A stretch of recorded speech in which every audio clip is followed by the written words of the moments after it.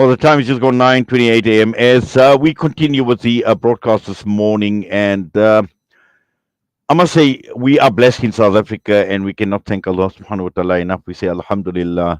We we look at us as a Muslim community, as Muslim organizations right across the entire country, and people have been working tirelessly for years and years and years.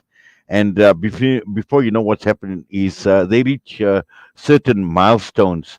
And before you even know it, it's been years since organizations had been formed. And one such organization is Islamic Relief South Africa. Now, this year we see globally Islamic Relief celebrating its 40th anniversary, and since it was formed in South Africa, Islamic Relief South Africa, celebrating already 20 years. And these are organizations that we talk to on a regular basis at Salam Media, in the media, sharing with us a lot in terms of their journey, in terms of their efforts, both locally, their efforts globally as well.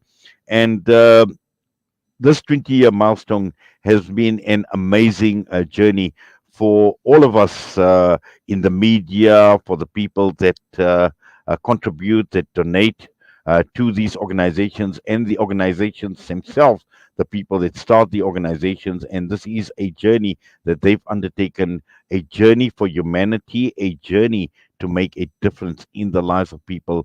And this is the reason why we are talking this morning with Islamic Relief South Africa's Fund Development Team Leader. We're joined by Naweed Mohamed. Naweed, Assalamu alaikum wa rahmatullahi wa barakatuh, and welcome. Wa alaikum salam wa rahmatullahi wa barakatuh to you and your listeners. Shukran for having me. Yes, well, we must say Mubarak, we must say congratulations, and it is only through the mercy and the grace of Allah subhanahu wa ta'ala that Islamic Relief South Africa has been able to achieve another milestone, 20 years in existence. It is something to celebrate, but also it is time, obviously, to reflect on this journey. And I'm sure it's been a journey that's been amazing. It's been a journey that has been challenging as well. But more importantly, it is a journey that makes a difference in the lives of the thousands upon thousands, or in fact, even maybe millions that Islamic Relief reaches out to. Alhamdulillah, 20 years in South Africa this year, and I must also mention that it is 40 years globally. So Islamic Relief was founded 40 years ago to this year. So it's 40 years globally and 20 years in South Africa. And currently we have offices in 45 countries. So alhamdulillah, that is really a tremendous achievement and, to the work that's being done around the world. And you mentioned a very important point, and that is, we're inspired by Islamic faith, and we're guided by our values, and we're trying to put together a caring world where communities are empowered and social obligations are fulfilled, and people respond to the suffering of one another. That's something that we find being done less and less in the world today. So we're just trying to be an inspiration to assist where we can. I'm sure there are many milestones. There have been many achievements. There have been many challenges throughout this entire journey. And perhaps if you could just explore in a bit more detail this journey, Naweed, if you could share with us this journey of Islamic Relief South Africa and globally. What stands out for you? Okay. So, I joined the organization about 6 months ago. So I'm very new, but I'm very well familiar with the organization. And I think that put me in a very strong position when I joined the organization, because having admired and being inspired by the work that was done throughout the years from the outside, it was truly a privilege and an honor that I believe that Allah subhanahu wa ta'ala has given me an opportunity to serve in this organization. So, some of the sectors that we work in are, the emergency relief and disaster risk management. We also do livelihood support. So by means of not just giving a parcel and walking away, we try and empower individuals and families so that they can sustain themselves. We obviously look after health and nutrition, water and sanitation, education and training, which is something that is very important that we see to, as well as orphan care. We ensure that the orphans' needs are seen to. And then we've also got some seasonal projects, which we have winter meals, Ramadan, as well as Qurbani. So the work that's been done for me, it's what I like and what I love about Islamic Relief, and it's something that I look up to is, we take an holistic approach to things. It's not just here's your parcel, here's a meal for the day, off you go. We try and empower individuals and families, and we try and uplift them. That's the most important thing. Well, certainly, and also I think when you look at it locally and globally, the challenges are many. They are huge. There are massive challenges right across the entire world. We're seeing a very, very different world from what we've seen even 20 years ago, and it's not getting any better. We've seen economies around the world. We've seen so many conflict zones. We've seen war-torn areas. We've seen natural disasters, and even here locally in South Africa, the state of the economy, the high levels of poverty, COVID-19, what had happened after COVID-19, and the world hasn't recovered, the country hasn't recovered, and I'm sure Islamic Relief recognizes all of these challenges when you're putting your projects together. 100%. So I think you summed it up perfectly there, that the world is certainly evolving at a rapid pace. And I mean, you mentioned, I mean, we don't even have to look that far. If you even think about what the world was pre-COVID and what it is today, it's completely changed, and it's evolving all the time. And it's some positive, some negative. But at the end of the day, what stands out for me is and one can go into the conspiracies of why and where and what for why this is happening. But at the end of the day, our lives are just becoming busier and busier and busier. And it's becoming to a point now where the world is changing, the news is changing constantly with social media. So what happened yesterday is no longer relevant today. And what the result of that is now, we cared about something that took place yesterday, but now today we just wait for the new news to come out of something else. But we forget about what comes after that. So I'm going to use Palestine and Gaza as an example. What happened on October the 7th, it's been happening way before then. But because the media highlighted October the 7th, jump on as it's natural, I guess, as human nature. We see what's happening, we jump on the wagon, we do our best to support. But now it's sort of simmering down again. So now we forget about that Gaza needs to be rebuilt. Palestine still needs continuous support, the emotional support, psychosocial support. There's a lot of things that are required post event. So I think I wouldn't be doing justice to the way you described it. I think you did it in the best manner. I agree with you that the world is far changing, and we need to, part of our responsibility, particularly at Islamic Relief, what we try and do. Yes, fundraising is an extremely important component of what we're doing, because let's be honest, we need funds to be able to sustain these projects. However, we also need to serve as reminders of what is going on in the world. So be it, if we're spending on publicity, or we're out there in the communities and we're reminding people about what's happening in Palestine, in Yemen, in Syria, and that is very important. So I always encourage people, keep the momentum alive. Alhamdulillah, in Cape Town in particular, the community has been very strong in being a constant reminder about what's going on in Palestine. We need to keep doing these things. And with Palestine is one, we need to do it with everything. And you mentioned local as well. There's so many things going on in South Africa. I mean, there's so many people that are struggling, businesses that have closed because of COVID. And this morning, actually, somebody sent me a video and I was checking it. Where it's actually happened in Johannesburg, where a Checkers driver was robbed. And the video shows that they just took groceries. So to me, yes, it's groceries. However, it's an indication of how people are suffering out there. If we've gone to the extent of now robbing the delivery drivers for the groceries. But the need is out there. The need is great. We as a society, as a community, we need to ensure that we step up to the call and we assist where we can. Yes, and also I think what's important is for organizations like Islamic Relief South Africa is to be strategic in terms of how you position yourself, and particularly when it comes to projects.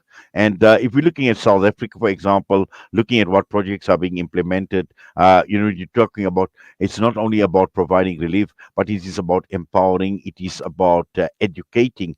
And we know that there are many, many communities in this country that are under resourced, and obviously need that empowerment, need that information, need to be educated. 100%. So, Alhamdulillah, Islamic Relief is working very strong now in South Africa. Our collaboration with local communities to try and alleviate poverty, inequality, to provide access to essential services such as education, healthcare, water sanitation, and hygiene. We're also providing emergency aid courses, emergency aid during crisis, so to build community resilience. That is also something that's very important. So, I think I can't emphasize enough that when there's a disaster or something takes place, it's not just about stopping the bleed. It's about how do we prevent further bleed. So, just to highlight maybe some of the work that we are doing in South Africa, we have the Ramadan food distribution. That we ensuring that families have adequate food and things during Ramadan. We've got the orphan sponsorship program, where we provide crucial support and care for orphans. Then it's our emergency responses, any disasters that take place within the country, we make sure that we try and respond as absolutely as quick as we can. We're also sponsoring some kids, we're sponsoring over 700 students, alhamdulillah, at the moment at the Leadership College to ensure that they, that they receive quality education.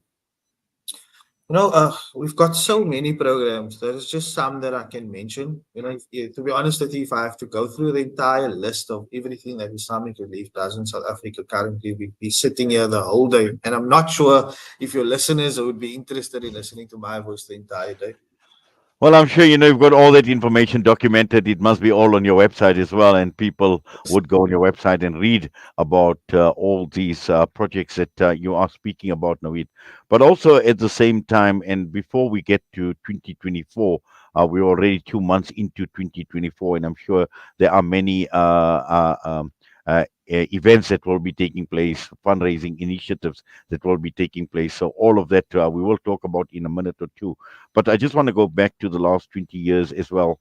And it's important to, it's people driven because these are people that have a passion to serve in an organization like Islamic Relief South Africa. These are people with a passion for humanity, for their love for humanity, to make the difference. And I'd like to get in a word or two about people because these are definitely, for me, in my mind, I mean, Salam Media, we push ourselves as humanitarian journalism. So we understand what it actually means, to be a humanitarian. And talking to organizations like yourselves over a period of time, we've come across some very, very special people. And perhaps, 20 years and the resources in terms of human capital that you've built with a passion to ensure the success of Islamic Relief South Africa. Look, it's definitely a passion. It's a calling. If you don't have a calling or a passion for humanitarian work, or if you organizations like these, you won't. It will be hard for you because you need to have a passion for it. But I also believe that it's in a manner and it's a calling from Allah Subhanahu wa Taala. If your time is there to come and assist them, the doors will open. I mean, I take myself as an example. Alhamdulillah, I love working in communities. I love assisting where we can. And I don't know how long the Almighty is going to use me for the service, this work. Often we at Islamic Relief, we work extended hours. Sometimes we work very hard and long hours in the communities in the higher conditions. And you're tired, you do get tired. We are human beings at the end of the day. But miraculously, you find yourself the next day re-energized, ready for work, ready to take on the next challenge and assist. And that is something that we must never ever take for granted because that is a blessing from Allah subhanahu wa ta'ala. Tomorrow, I might wake up tired and I might feel like I never want to come back to work. And Allah might tell me that's my sign to say He's done with me. So it definitely takes a special individual to work in organizations like this. But we also encourage, we've got a great volunteer system. We encourage anybody, young and old. We've got 3 offices around the country in Cape Town, Johannesburg, as well as KZN. You never know. Sometimes, nobody's born a leader. Sometimes you put into such situation where you need to lead, and you never know where that kicks in. So get involved. Come and see what we do. Our offices are open. Please do come and assist us in any way, and you never know. Tomorrow you might be the next Naweed at Islamic Relief. Inshallah. Well, certainly. Now let's talk about 2024 and let's look ahead at some of your events and fundraising initiatives. Alhamdulillah, we very much still focused on the Palestine and Gaza initiatives, but not specifically. We are still seeing to a lot of other local and international projects. But to highlight some of the events that we have actually coming up this weekend, we'll be having our first family picnic for Palestine, inshallah, in Cape Town on the 3rd of March, 2024. And that will be at Dawn Mountain. So please do come and spend some time with us if you're in the Cape Town region. We've also, we're trying an approach of trying unity through sport. So we've had a very successful paddle tournament in Cape Town and Johannesburg this last 2 weeks. Alhamdulillah, that went really well. So, it's about not just about the fundraising, but it's about creating awareness. For the ladies, Islamic Relief in collaboration with Heart will be having an inspiring talk by Ustada Zahira Karim Patel. For more information on that, you guys can go onto our website, www.islamicrelief.org.za. And then, you'll also find us around at any of your local pop-up markets, your masjids, wherever you see an Islamic Relief representative, come and talk to us, come and ask the questions that you have. If we don't have the answers on site, we will ensure that we take your details and we get back to you. Inshallah. Well, Alhamdulillah. Well, that's in the short term, and I'm sure a lot more Naweed is obviously planned for the rest of the year, and as and when the need arises, just for people wanting to donate. And obviously, you've got your website, and I suppose all the information is there. All information will be updated on our website as well as our social medias. We will be having events throughout the year. We try and have one nationally every weekend. So please do check out our social media and website, inshallah. We keep it up to date, as up to date as possible. And we look forward to seeing everybody. Come and say hi to us. We really love the community engagement. I can't really specifically mention each event that will be running throughout 2024. As you know, things change all the time, campaigns change, and as the needs arise, we need to obviously adapt to certain things. So, but we will definitely, one guarantee I can give you is that we will definitely be out there in the communities throughout. Well, Naveed, once again, we want to congratulate Islamic Relief for this milestone, 20 years here in South Africa and also right across the entire world, inshallah. Allah grant you the strength and the ability and the So, organization to continue, inshallah, for a long, long time, for much longer, Amen. because we know at this point in time, the needs of the country, the needs of the world are not going to go away. And it takes special people, it takes special organizations, and it takes people like yourselves to make a difference. So Allah accept, Allah reward all your efforts. And once again, at Salam Media, we are honored to be able to be talking to organizations like yourself on a regular basis so that we, as a media, can actually put out the information and just to highlight the fact and also at the same time the appeals that are made for to make a difference in the lives of people who are downtrodden, who are oppressed, who are going through many, many challenges right across the entire world. So for that, we thank you once again and all the best to you, Naweed. Assalamu alaikum wa rahmatullahi wa barakatuh. Rahmatullah. Jazakallah so much, Salam Media. We look forward to chatting to you soon, inshallah. Inshallah, I mean, Naweed Mohamed, Fund Development Team Leader at Islamic Relief South Africa, as they celebrate 20 years here in South Africa and 40 years globally. And with that, we're going to go for a break. We come back. It's heard on air, and this fascinating interview I had with Dr. Fozia Alvi, Canadian physician, spending 8 days at Rafah. And because the situation was getting dangerous, she had to leave. But an eyewitness account, a first-hand account of what this genocide has meant for the people of Palestine. And I must say, it's been very, very, it's been emotional, but also at the same time, telling the situation like it is that exists on the ground. So this is an interview that you shouldn't be missed. So when we come back, we'll be playing out this interview I had last night with Dr. Fauzia Alvi.